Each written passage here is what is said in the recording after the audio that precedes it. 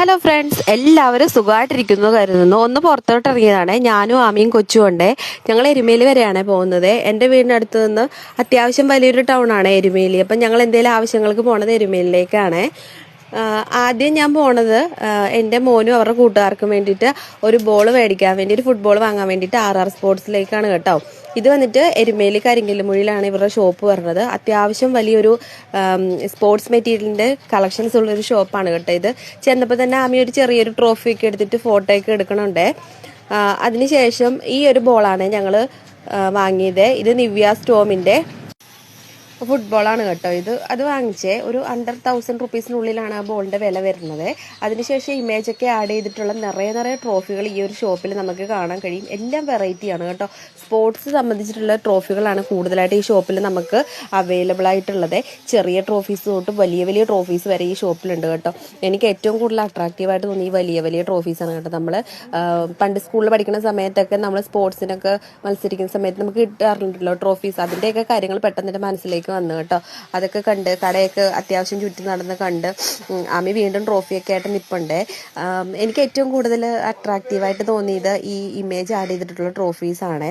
അതിനുശേഷം ആമി അവിടെ നിന്നെങ്ങാണ്ട് കുറേ ട്രോഫീസൊക്കെ എടുത്തിട്ട് ഫോട്ടോ എടുക്കുന്നുണ്ട്. അവസാനം ആമിയുടെ അതേ വലിപ്പമുള്ളൊരു ട്രോഫിയൊക്കെ ആയിട്ട് നിന്നിട്ട് അമ്മ എനിക്ക് ഫോട്ടോ എടുത്ത് തരുമോ, വീഡിയോ എടുത്ത് തരുമോ, എനിക്കിത് വാങ്ങിച്ചു തരുമോ എന്നൊക്കെ എന്നോട് ചോദിച്ചു. ഞാൻ പറഞ്ഞ് അത് നമ്മൾ സ്കൂളിൽ എന്തെങ്കിലും പ്രോഗ്രാമിന് നമുക്ക് വിൻ ചെയ്യുമ്പോഴാണ് ഇങ്ങനെ ട്രോഫീസൊക്കെ നമുക്ക് സ്കൂളിൽ നിന്നും മറ്റു സ്ഥലങ്ങളിൽ നിന്നൊക്കെ കിട്ടുന്നൊക്കെ പറഞ്ഞ് അതവിടെ തിരിച്ചു വെച്ചു കേട്ടോ. അതിനുശേഷം ആമി വന്നിട്ട് ആ ഒരു ട്രോഫീസൊക്കെ എടുത്തിട്ട് അങ്ങോട്ടും ഇങ്ങോട്ടും നടക്കുന്നുണ്ടായിരുന്നേ. വീണ്ടും ഫോട്ടോസും വീഡിയോസും ഒക്കെ ഞാൻ എടുത്തു.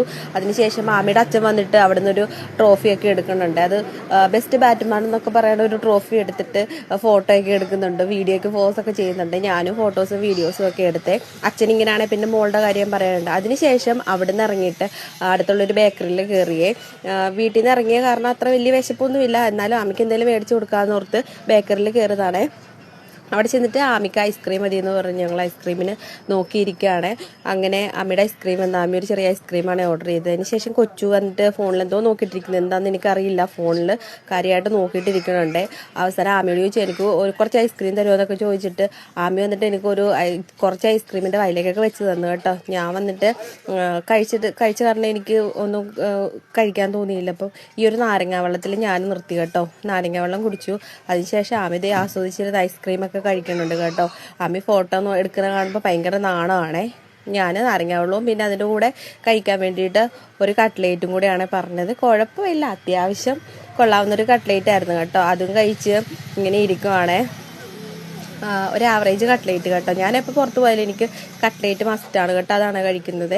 അതിനുശേഷം ഒരു നാരങ്ങ വെള്ളവും കുടിച്ച് കൊച്ചു വന്നിട്ടൊരു പപ്സാണ് ഓർഡർ ചെയ്തത്. പപ്സിൻ്റെ ഒക്കെ അവസ്ഥ ഇങ്ങനെയാണല്ലേ. പണ്ടൊക്കെ എന്ന് പറഞ്ഞാൽ വലിയ പപ്സൊക്കെ കിട്ടുമായിരുന്നു. അതിനുശേഷം അതിൻ്റെ കൂടെ കഴിക്കാൻ വേണ്ടിയിട്ട് ഒരു കോഫിയും കൂടെ